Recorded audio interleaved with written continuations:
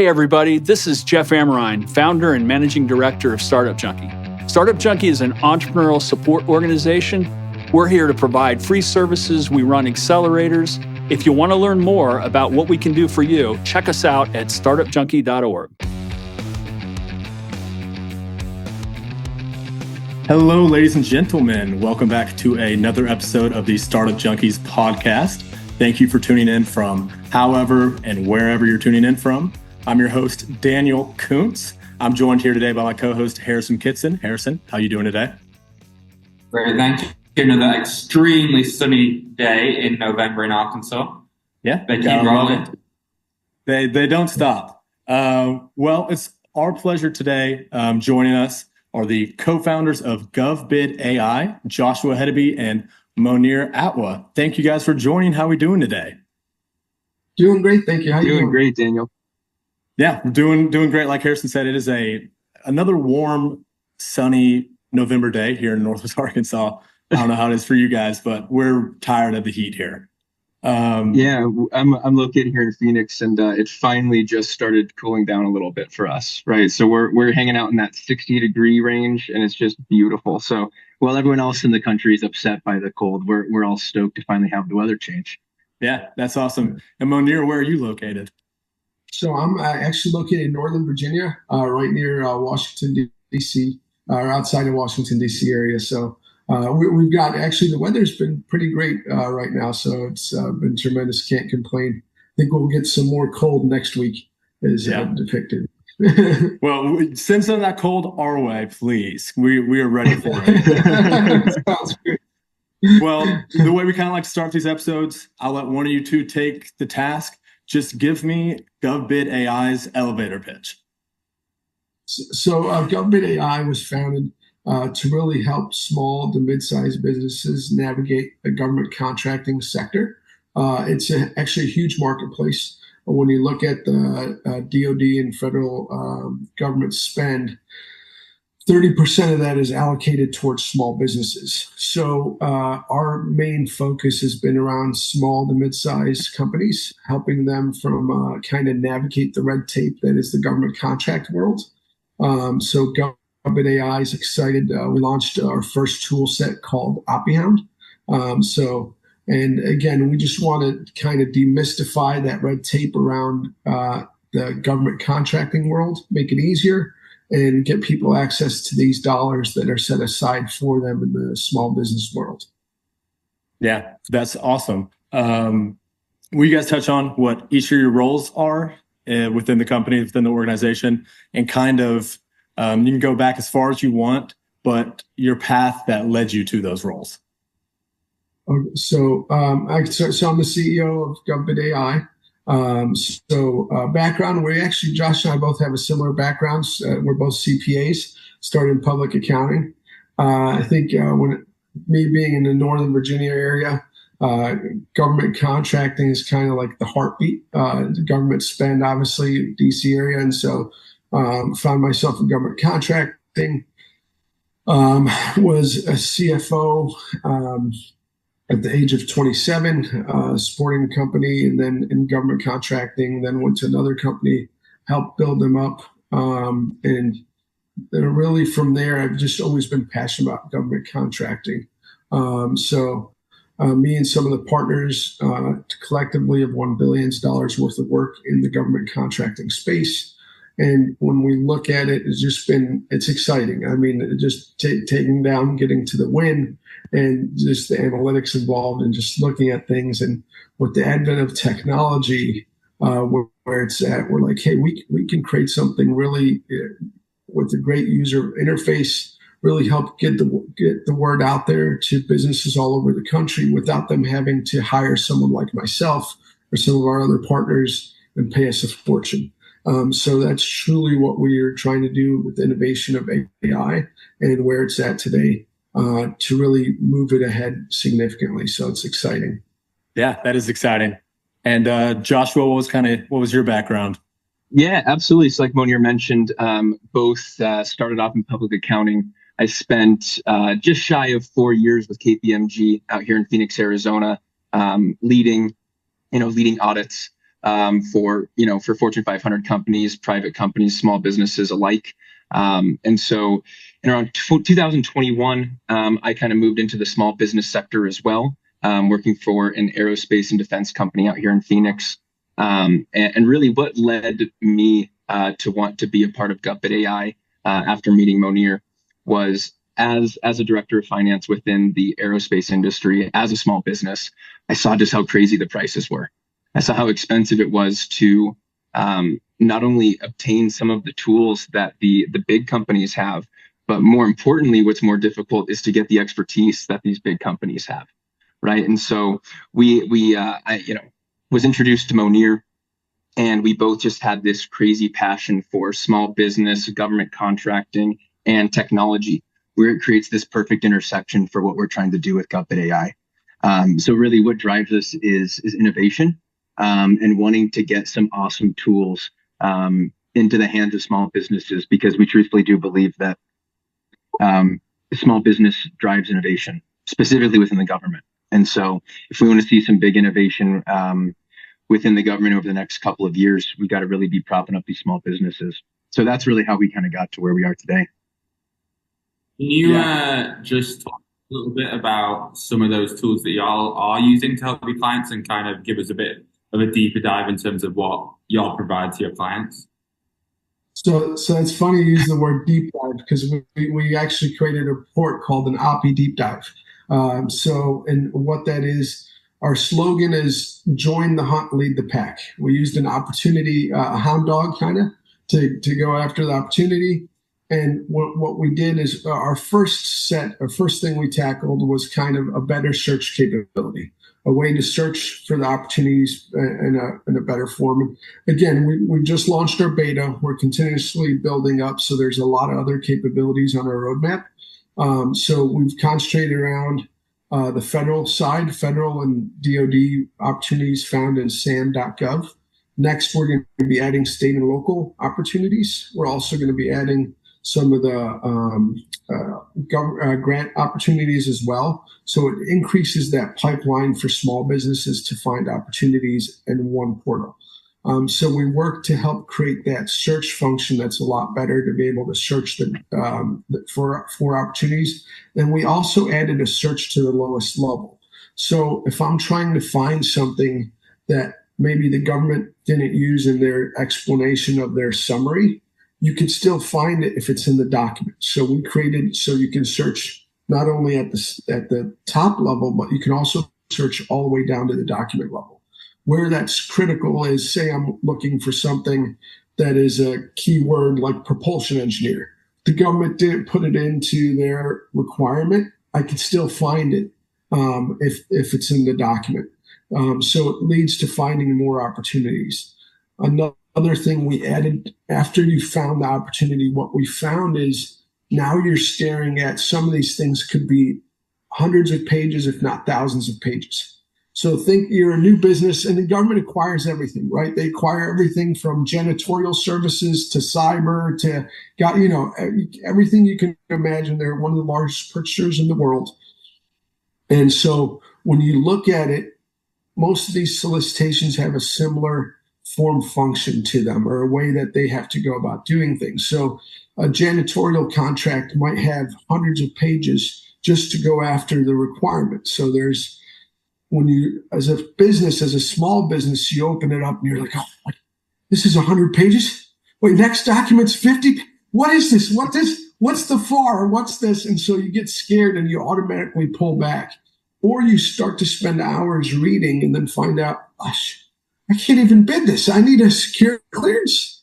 And so now you wasted your time. So what we've done is we've created something called an OPI deep dive. So at the click of a button, you can select some of the key documents you want to interface with or chat with, almost like a chat GPT-like setting. But at a click of a button, you click those documents, and then we'll give you a deep dive, a customized report based on what we feel is really critical. What's the overview? What's the key personnel? Place of performance? Is there security clearance required? What's the quality control plan look like? Do you need to be CMMI certified? Do you need an ISO certification? Actually, all these things that might be go, no-go, applications to the bid. How many past performances do you need? How is it being evaluated? Is it best value where they're going to do a trade-off, or is it lowest price technically acceptable? Is it whoever's lowest price and puts in a technically acceptable bid wins? So we kind of put that all in one OPI deep dive report at the click of a button, so you don't need to read for hours to figure out if it's a yes or no. Once you figure out, hey, yeah, this is a go, now you can start to play with it and essentially ask key questions that might be important for you for their opportunity. And you can just start to chat with the documents. We're going to have an upload function where you can upload your proposal and chat with it against the documents. But our whole focus was to make it simple, make it easy to get to the key information to get you to the win. Yeah, that's I pretty think, unique. Moner, just kind of bouncing off that real quick, from the small business perspective, they just don't have the people and the resources that a lot of these big companies do, right? And so you need to be really selective about which opportunities you're going to pursue.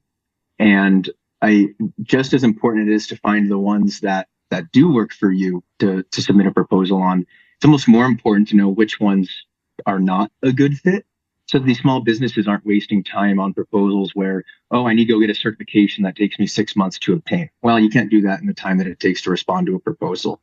So really it's about, providing that upfront guidance to save them time and efficiencies when it comes to making that bid, no bid decision. And then the capabilities that we're talking about that Moner said that, we'll be adding over the next 3 to 6 months, that's really where the guidance will be implemented from OPI Hound, right? Being able to give advice of, this opportunity may not be great for you to go for as a prime, but here are a couple of prime contractors that you could reach out to potentially be a subcontractor on one of these big government deals. And when you, go ahead, sir. Go ahead. No, I'm sorry. I get passionate about this because a lot of it too is I love the passion. I love to see it.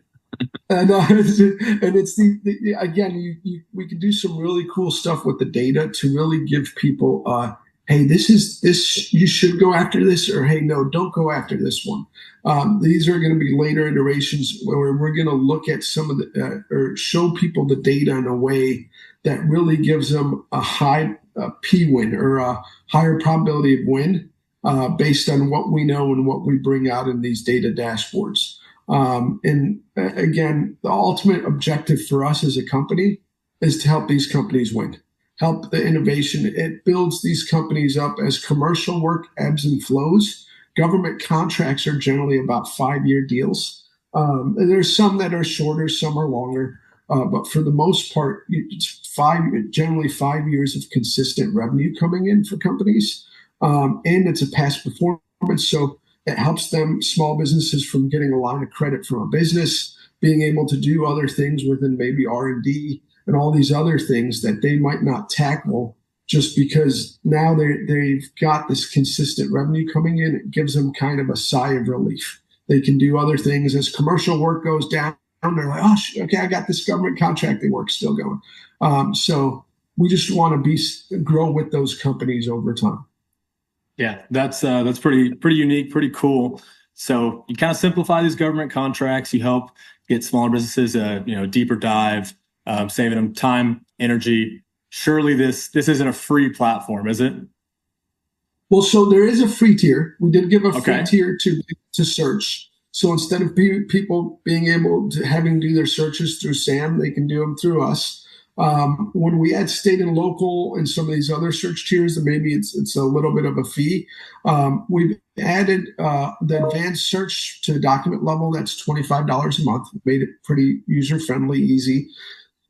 And then the AI portion is $75, and $75 gets you kind of, I think, as much as you're going to need from a very small business perspective per user. And then there's $250 for those that, hey, we've won a lot of different government contracts. We're going after more per month. And what we're going to do, those that take advantage of our beta pricing and get on, will have a secured pricing set up. Most of the time, some of our competitor tools out there, they range in price They don't have the AI features like we do, but some of the big ones, they're like 15 grand for 2 seats per year.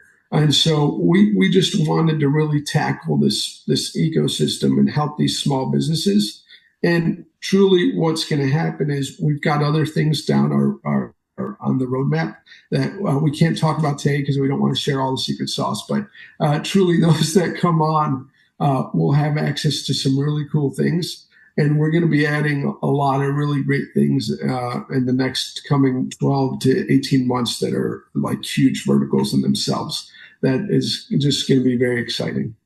So a big part of Startup Junkie is our events. We had over 200 events last year in 2023, ranging from pitch competitions to networking opportunities to educational workshops. And these are always free for everyone to attend. They support entrepreneurs here in Northwest Arkansas, and we want to see you at Startup Junkie events. To learn more or sign up, visit startupjunkie.org. I think one thing I can speak on from our behalf, we work with small businesses all the time. And one of the workshops we do is actually around small business certifications. And we try and emphasize the importance of these small business certifications and being able to get these government contracts. And we have to sit in a room with people for 2 hours to explain them how to get certified and kind of what contracts might be out there, but then actually helping them find the right contract and explaining to them kind of how much time and effort they might have to put in. And some of these small businesses only have 1 or 2 employees. It's a task that kind of we can't complete within that workshop. So I think then having a tool like you guys, and you're talking about all these new cool things happening, I can only imagine kind of how much more accessible that makes it for these small business owners. Right now, in the way that we explain it, it probably doesn't seem as accessible as kind of you guys are making it. No, I think you nailed it, Harrison. It really is. Once you get through that initial hurdle, right? Once you get past the registering on sam.gov and you have a general understanding of the FARs and DFARs, right? You're really off to the races. And it will prop up your business, like Moner talked about, having that steady flow of revenue coming from the government side. But Moner, would love to hear kind of what your thoughts are on that as well.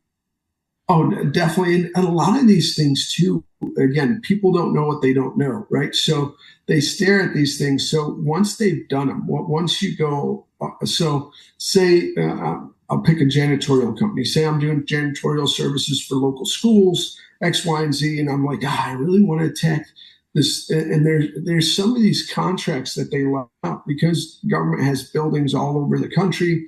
They've got like the bases, they've got everything. Some of these contracts, you look at them and they're multi-million-dollar janitorial contracts that you can look at and you could be like, hey, I know the methodology that works for cleaning X amount or doing this. So you can apply it and start to use it. And say you're an IT company doing IT work, same thing. Hey, I know how to do this from a scale perspective in the commercial world. You bring that into the government world, and now you don't need to always start from scratch, right? You can build your proposals. You get kind of a pipeline of proposals going, and truly you build a resume. I always say, if I'm trying to advise a company going after work, I may tell them, hey, target this work here. It might be LPTA, lowest price technically acceptable. It's a smaller piece of work. You win it on price. You get in. Now the customer knows you a little bit. Now you're going after their bigger work. And truly that guidance we want to help companies through. And then there's some sophisticated companies. We got a company that signed up. They're 500 million in size. They just added another user, and truly looking at that setup is, and I was talking to their CEO and the chairman and truly helping them guide kind of that government sector. And there's a lot of goodness there, but just people don't know what they don't know. And that's where we're like, let's just make it simple. Let's get this process that the government makes very hard, make it simple and get people to the win. Yeah, that seems extremely valuable. Moner, you kind of touched on competition earlier, and then Joshua, you were talking about innovation earlier. But as a company with the slogan, join the hunt, lead the pack, what are you guys doing? What is GovBidAI doing to lead the pack and stay ahead of the curve? So, Good question. no, that's a very good question. So what we're doing is we've got other verticals that are kind of going to be launching that will keep us ahead of the curve constantly. But we're always kind of looking at, okay, what's out there? So we're also an NVIDIA Inception partner, part of the NVIDIA Inception program. We're constantly looking at AI and how that's changing and altering. We've got PhDs in AI on the team. We're constantly fine-tuning the AI and trying to get ahead of the curve, and then add in things that maybe some of our competitors don't look at from a pipeline perspective. So I don't want to give it up, but we've already got another set of vertical for pipeline opportunities. And so we want to help bring that, kind of change the way the search is done in the government contract world for work. And so where that function maybe changes dramatically over time. So, and I don't want to give it all up just because, but there's a lot of innovation to be had there. And so we are constantly, we never kind of rest on what we've done. We're like, hey, we want to keep building. And truly, when you look at these things and the size of these contracts, 30% of them going to small businesses. That's the government spent $740 billion last year. So 30% of that going to small businesses is not a small, for that revenue generation is insane. And you've got the same players going after the work. So we can truly add new innovation to the government side and then help these companies really get ahead. But we will constantly innovate in the way we look at AI and where it can be applied in every sector of growth in the government contracting world. Yeah, well, we're really looking forward to seeing these future innovations and verticals you guys will be rolling out here soon.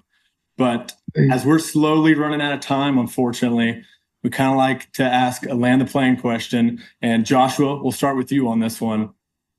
Time machine, you hop in one. You have to go back and give a younger Joshua a piece of advice. What are you telling him? Oh, that's a good question. I think the advice that I would give to young Josh, right, is to stay the path, and stay the course. Very similar to what Moner said about small businesses building a resume. When you're a young professional, right, it's all about building that resume. Go and do all of the things that you possibly can in the role that you're in. And go do things on the side. Go get certifications. Go do the things that will help prop up your career. I think that's some of the advice that I would give to a younger Josh. But to younger people in general right now, I think another good piece of advice is to use the tools that are available to you. Right. As someone that's worked in small business and in finance and accounting and Big Four, the tools are always at your disposal. Right. So there is something to be said about being able to pass a certification and pass the test.